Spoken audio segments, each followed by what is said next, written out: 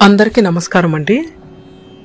వైశాఖ పౌర్ణమి సందర్భంగా వైశాఖ పౌర్ణమి యొక్క ప్రాముఖ్యత గురించి తెలుసుకుందాము. చంద్రుడు విశాఖ నక్షత్రానికి దగ్గరగా సంచరించే మాసాన్ని వైశాఖ మాసమని అంటారు. మాసాల్లో వైశాఖం 2వ మాసం కావడం, అందులోనూ ఉత్తరాయణం ఉండడంతో ఇది అత్యంత పవిత్రమైనదిగా పురాణాలు పేర్కొంటాయి. వైశాఖ పౌర్ణమి రోజున ఖచ్చితంగా ఆచరించాల్సిన విధుల్లో సముద్ర స్నానం ఒకటి అని అంటారు. ఈ రోజున కరక్కాయను తీసుకెళ్లి సముద్రంలో వేసి సముద్ర స్నానం ఆచరించడం వల్ల నరఘోష నరదిష్టి తొలగుతాయని శాస్త్రవచనం.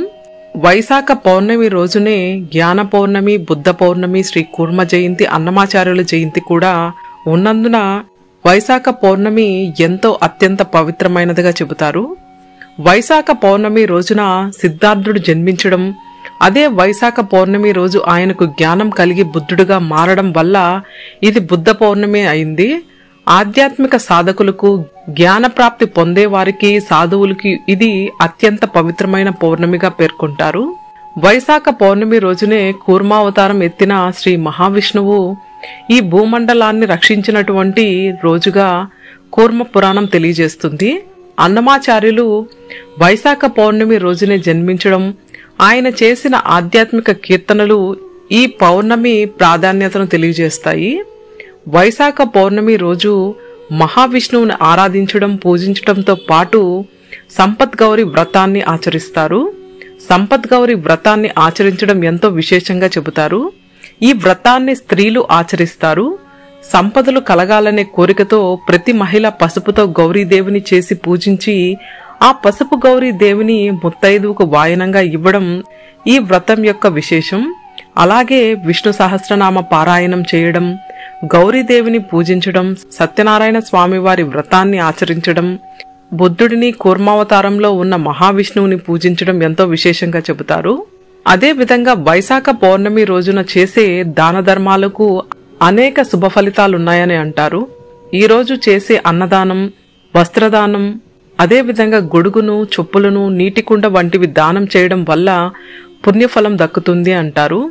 అలాగే గయలో స్నానం ఆచరించిన పుణ్య లభిస్తుందని పురాణాలు పేర్కొంటాయి. వైశాఖ పౌర్ణమి రోజున ఇంట్లో తులసి కోటను శుభ్రం చేసి పూజించడం వల్ల గొప్ప పుణ్యం కలుగుతుందని అంటారు. శివుని రూపమైన శరభేశ్వర్ అవతరించింది కూడా ఈ రోజునే. 8 పాదాలతో, రెక్కలతో, సింహపు దేహంతో ఉన్న అవతారమే ఇది. హిరణ్యకశిపుణ్ణి చంపిన తర్వాత కూడా నరసింహస్వామి ఉగ్రత్వం తగ్గలేదని, దాంతో ఈ స్వామితో తలపడి ఆయనను బలహీనపరచి శాంతింప చేసేందుకు శరభేశ్వరుడు అవతరించాడు. దక్షిణాదిన పురాతనమైన ఆలయాల్లో ఈ శరభరూపం తప్పకుండా కనిపిస్తుంది.